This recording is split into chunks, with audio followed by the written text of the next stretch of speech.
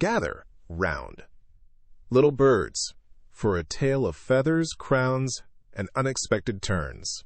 When the animal kingdom needs a new king, will it be the wise owl or a clever crow who truly shines? Find out in The Crow, the Owl, and the Coronation. Once upon a time, all the birds, the swans, cranes, parrots, cuckoos, owls, peacocks, doves, and the rest of them, decided to meet.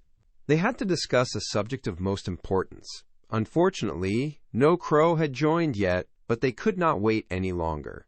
They debated. Garuda, who is the king of all birds, is always busy in serving his master. He has neither the time nor the interest to bother about us.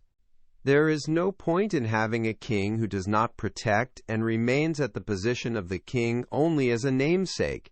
And so the birds discussed, let us choose a king amongst us. On this, they started looking at each other. Suddenly, the features of Owl attracted everybody. He was powerful, had impressive features, and most importantly, he could see at night when they were most unsafe. They agreed that the owl would be an apt king for themselves. They shouted, "The owl should be our king. Let us prepare for the coronation at once." As decided, the birds collected 108 holy roots, water from the holy rivers, and prepared a lavish and highly decorated throne. They even spread the ground in front of the throne with tiger skin. The Brahmins they had invited started chanting from holy books, while the birds beat drums, and beautiful maidens blew conches and sang songs of joy. With a map of all the continents and oceans drawn, the owl was prepared to be crowned. At the moment the owl was being accompanied to the throne to be crowned, a crow arrived. He asked curiously, "Please let me know the reason of this great gathering and lavish celebration." The crow was indeed known for his smartness, and the birds decided to explain and take his opinion. The birds explained, "O crow, Garuda has no time to bother about us, so we have decided to denounce him as our king and have elected the owl to be our new king. Since you have just joined, please provide us with your opinion also." The crow smiled and replied, "In my opinion, I should advise against crowning the owl as our king." He continued to explain, "The owl is blind by the day, and look at him. Why have an ugly king when the birds are known for their beauty? We have the peacocks, swans, nightingales, pigeons, and so many more who look so beautiful. And look at him, he looks so cruel with his crooked nose and squint eyes. How would he look if he was angry? I certainly advise against crowning him."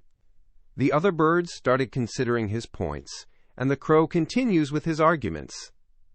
"And what do we gain from electing him as our king? We already have Garuda as our king. The mere mention of his name would keep our enemies away. It is not necessary at all for us to elect a new king and denounce Garuda." On hearing his logic, the birds started pondering. His arguments are right. The entire reason of our meeting serves no purpose. Let us think a while and meet some other time. One by one the birds started flying away. Even the Brahmins and beautiful maidens started to leave. The crow was still sitting on the branch of a tree. Unable to understand the commotion, the owl and his wife were still waiting to be crowned king and queen. The owl asked his wife, "What is happening? Why is the crowning ceremony yet to begin? Why have all the birds left?" His wife replied, "As I understand, the crow put an obstacle in the crowning ceremony.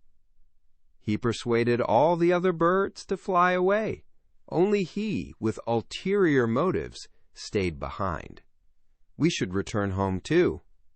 On hearing this, the owl got very disappointed. He shouted to the crow, "You are a wicked bird.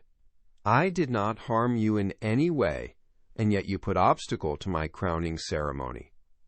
From today, I end all friendly relationship with you. From now onwards, our kind and your kind will be nothing but enemies. The owl left with his wife to return to his home. The crow was left alone. With everybody else gone, he decided to leave too. While flying off, he thought, "Why did I speak my mind? My advice to the birds was not required. It is because of my advice that crows will always have the mighty owls as their enemies." The moral of this story is to be mindful of the consequences of our words and actions. Even if we think we're doing good, our advice can sometimes lead to unexpected and lasting problems, creating new enemies where none existed before. It teaches us the importance of thinking before we speak, especially when interfering in the affairs of others. Ever dreamed of being the hero? Now you get to be the star. Your adventure starts at TalesMio. Visit talesmio.com now.